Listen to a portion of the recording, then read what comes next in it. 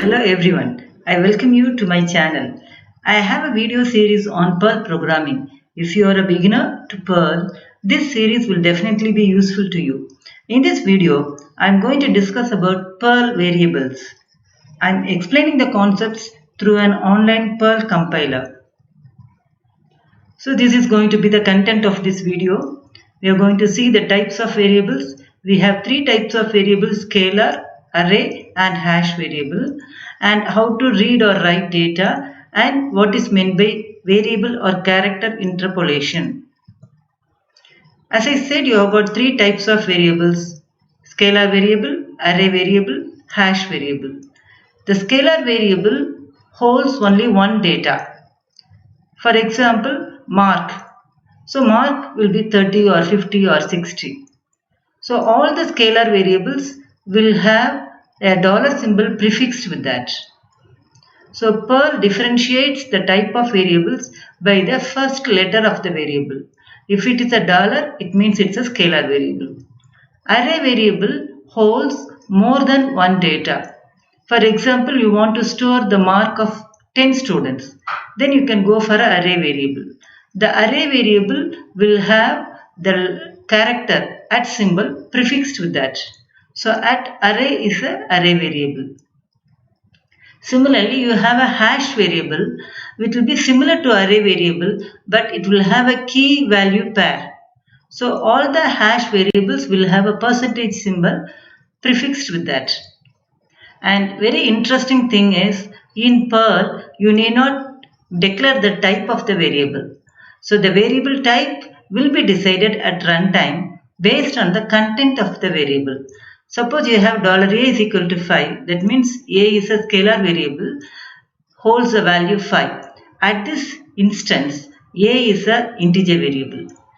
At one point of time or some other point of time, if you have $a is equal to Perl, then $a will be treated as a string variable. How do you read or write variables? You have three standard file handles. File handles are nothing but a name associates to an external file.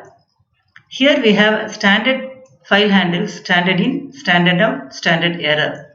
That means to read data we will be using the keyboard. That will be the standard in. Similarly, the output and the error message will be displayed on the monitor or the screen. So that will be the standard out and standard error device. So to read data from the standard in, that is through keyboard, you have to give $data is equal to standard in. So this angle bracket is very important, and all the Perl statements must be terminated by a semicolon as in C. And then print, this is $data. So data will be printed. So here you need not specify whether it is standard out or standard error. Automatically when you give a print, the data will be printed on the standard output device. If there is some error, some syntax error, so the error will also be printed on the screen. Suppose I want to store all the error messages in some file. So I can give open standard error and then double greater than symbol file name, or if the file opening is difficult or something goes wrong, then some error message will display and the Perl script will be exited. Double greater than denotes it's an appending mode. Variable interpolation. All Perl strings can be enclosed by a single quote or a double quote. If you are enclosing by a double quote, you have the variable interpolation. That means you have a variable $name is equal to Larry, and then you have some statement, and this $name will be replaced with the value of that variable. That means the output will be Larry is one of the three friends. Similarly, the /n will give a new line. Suppose you are enclosing it by a single quote like this. In that case, it will be printed as it is. $name and then /n is printed as it is. So this is called variable interpolation. So based on whether you are enclosing the string by a double quote or a single quote, the value will be different. Similarly, character interpolation, you have some special characters like this, escape sequences, and if you want all these escape sequences to be recognized, then you have to enclose it by a double quote. Another interesting thing is you can enclose a single quote within a double quote or vice versa also. Now it is time to try the scripts. Now let us try some scripts using an online compiler. This online compiler is onlinegdb.com. It has got so many facilities. So I have just written some code here. I am having three variables. I can assign an integer data or a string or a floating point. So the type of the variables will be decided by the content of the variable. So to print the content, I can use a string like this. So I'm enclosing it by a double quote. So the $age will be substituted by the value of that. Now we'll see the result. Here you can see that age is equal to 25, name is equal to John Paul. Suppose I want to have a dollar symbol here. So what I can do is, if I just print this dollar symbol, I can just put a prefix it with the slash. Now we'll run this. Here you can see that dollar symbol will be printed. Now we'll see some more example. I have written all the examples in a different files so that the time will be saved instead of typing all the statements. Here you can see that I can assign a negative value or a floating point or a double number. I can also have a octal and a hexadecimal. But while printing, the octal value will be printed with the decimal equivalent. Here you can see that these values are printed as it is, but that octal value and the hexadecimal value will be the decimal equivalent. How do I differentiate octal and hexadecimal? If the integer is prefixed with a 0, then it will be a octal. If it is prefixed with a 0x, then it will be a hexadecimal. Now we'll see another example. I have got two string variables and I want to concatenate. How do I concatenate? I just give a $a as it is, and then this AND is in the single quote. Then I have a dot symbol. Dot symbol is for concatenating. So I'll just copy this and put it. I'll run the script now. Here, when I give just $a, the value will be substituted here, and then AND is printed as it is. But if I'm enclosing everything in a single quote, then it will be printed as $a and $b. If I am giving it in a double quote, the whole thing in double quote, the value will be substituted and then it will be printed here. Here, as I said, dot is for concatenating, and you can also give 5 plus 10. That means integer addition will be done here. When I give a multiplication symbol, then multiplication is done here. Here you can see that a string str, that is hello world, can be concatenated with the numerical value. So all these things are printed here. We'll see the result. So str is nothing but hello world. Then num is equal to 5 plus 10, 15. And mul is equal to 4 into 5, 20. Then here you can see that hello world 15, because the hello world is concatenated with the 15. The next program is more interesting. This is to create a multi-line string, or I can use something called here doc. Here you can see that single quote, I can give a multi-line and then I can terminate it with a semicolon. This is called a here doc. You can say double quote and then any label here and semicolon, and then you can give the string here and you can print it here. So all these things will be taken as $string. We'll run the script now. Here you can see that both the values are printed. This is a multi-line string, this is another multi-line string. So to create a multi-line, I can use either a single quote or a here doc like this. So the label can be anything. It can be lowercase or uppercase, and all the strings from this point onwards till the label again. The label must be the first character of a new line. And how do we compare an integer data and a real data?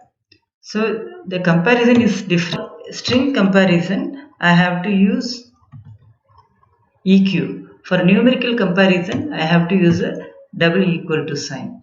So here I am just reading two variables and then I am comparing whether they are same. And then I am just comparing the dollar language equal to Perl. This script is so they are equal and then it is Perl. Suppose I want to have a new line character, I can just give a /n. I'll run this again.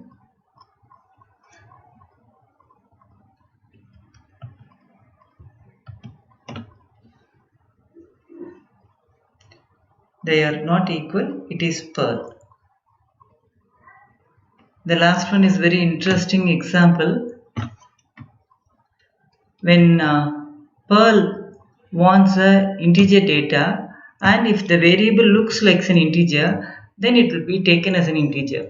For example, here you can see that $a is equal to 4. Then I just add $a plus 18.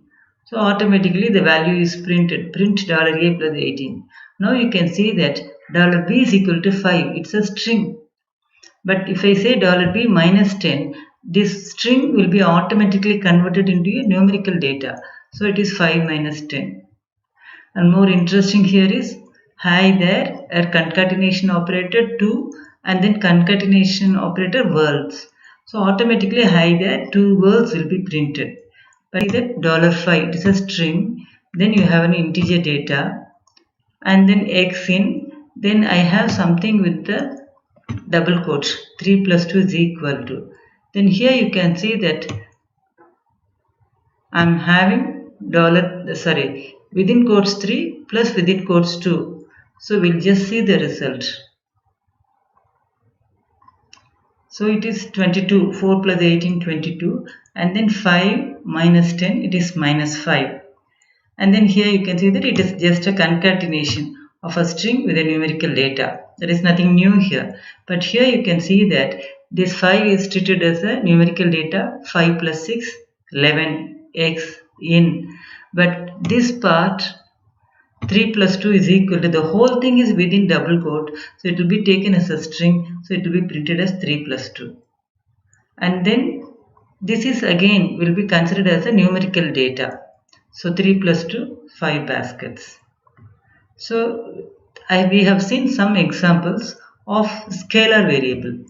How the scalar variable can be assigned, how it can be printed. Now let us see how arrays can be defined and manipulated in Perl. Arrays can be defined like this. Within an open and close parenthesis, you can list out all the elements. Suppose you want to have a string array, you can specify all the string elements here. There is another way of creating an array by giving QW and within the slashes you can give a string. So it will be broken down into words and it will be stored in the array.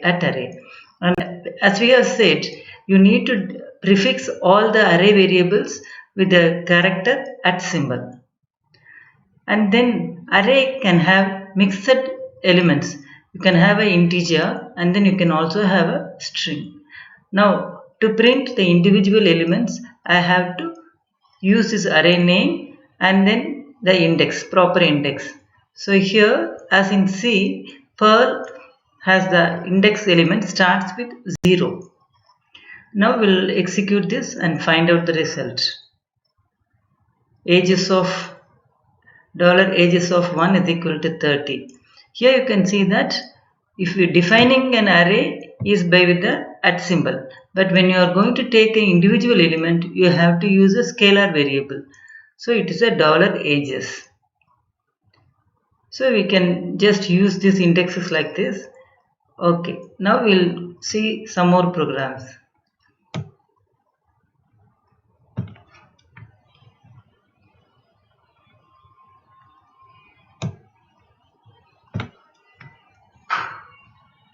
How do I copy an array?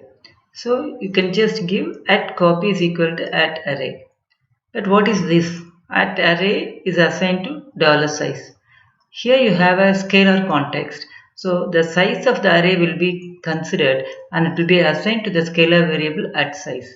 Now we'll just define this array variable at array is equal to QW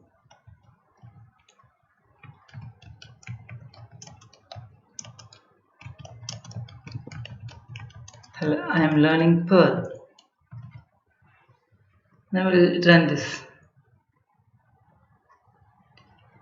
The words here you can see that with the defined array is hello, I am learning Perl.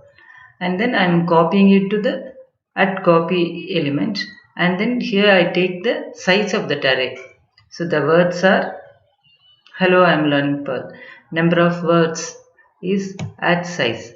So when you are assigning an array to a scalar variable, automatically the size of the array will be considered. There is another way also. You can just say scalar at array. It also returns the size of the array. You can also have a range like this. To define an array, you can use a range like this.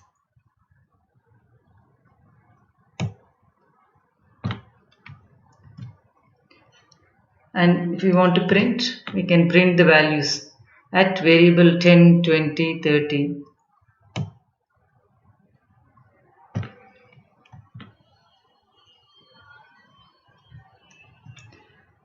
So it's like you are specifying a range from 1 to 10 will be assigned to at variable 10. From 10 to 20 will be assigned to this variable. We'll run the script. You can see that from 1 to 10, from 10 to 20, both inclusive and A to Z also. We can assign array like this. You can also have a slicing. You can take a part of an array. How do I take a part of an array? Either by specifying all the indexes 3, 4, 5. So the third, fourth, fifth element will be taken from this at days and it will be assigned to this at weekdays. Or you can also specify a range like this. So both will return the same value. Thursday, Friday, Saturday. So third element 0, 1, 2, third, fourth and fifth. So these three elements will be printed.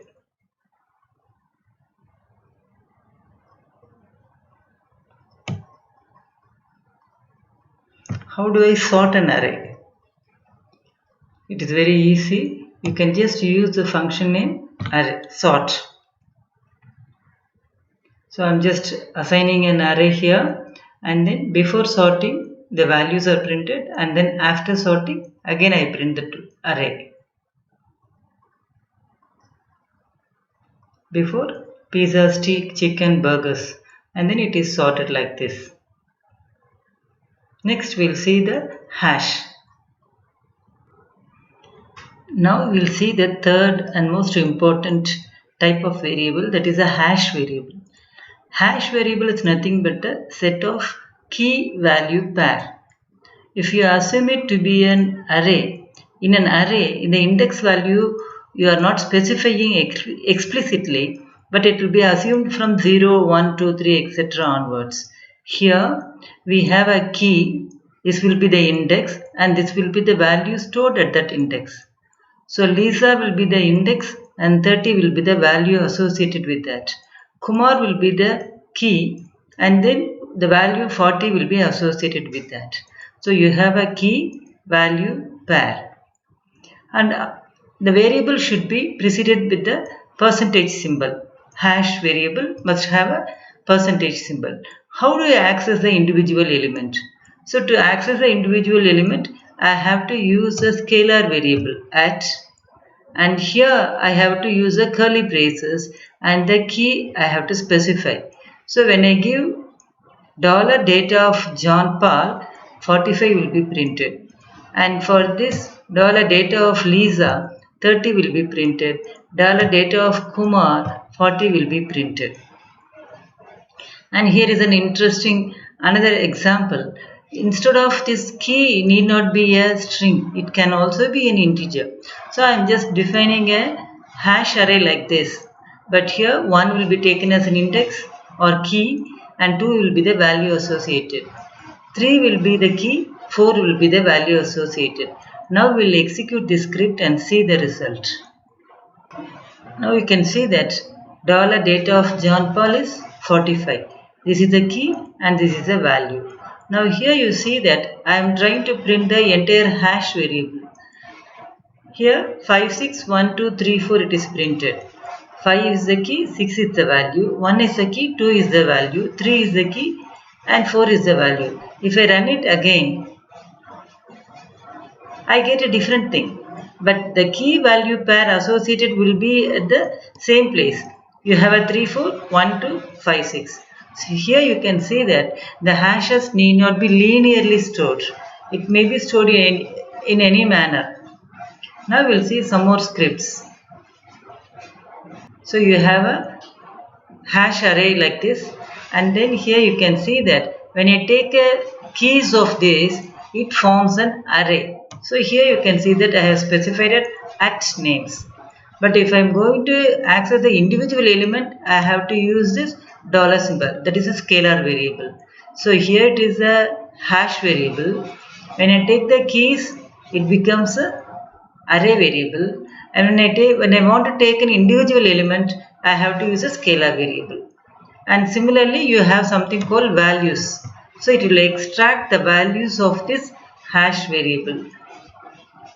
Here ages of 0 will be 45, ages of 1 will be 30 and ages of 2 will be 40. We'll run the script. So we are taking the keys and then printing, but here you can see that they need not be in the order. Names of 0 is Kumar, names of 1 is John Paul and names of 2 is Lisa. Similarly, the ages are also gets changed. It need not be in the same order.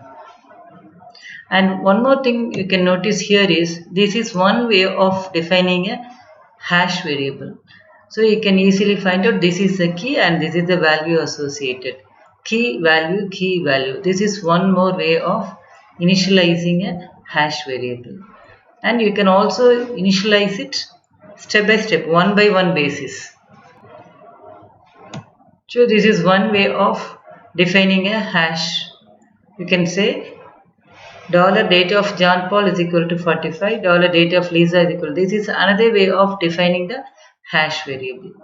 Now we will see how to find the size of a hash variable. So you can just take the keys and then you can find the size of that keys. So you take the keys of the hash variable and then you just give it as dollar at keys is equal to dollar size. So it's a scalar context. When you have a array assigned to a scalar variable, automatically the size of that variable will be assigned. That is the size of the array. So in any way the size of that array will be 3. And how do I add another element to the hash? Here you can see that I am just giving $data of Ali is equal to 55. Here you can see that I have given the curly braces. So automatically the element will be assigned to the hash. Similarly, if I want to delete some element, then I have to use the reserved word delete. Delete $data of some key. We'll run the script. Sorry, after addition. So you are adding one element. And then after deletion it becomes 0. We have seen 3 variable types of Perl, scalar, array and hash, and how they are interconnected with each other. When you take an array, the individual element has to be accessed as a scalar variable. Similarly, for a hash, if you take the key part of the hash, it has to be assigned to an array. And then individual element has to be accessed with the scalar variable with the curly braces. And thank you for watching. keep tuned to this channel for further videos on Perl.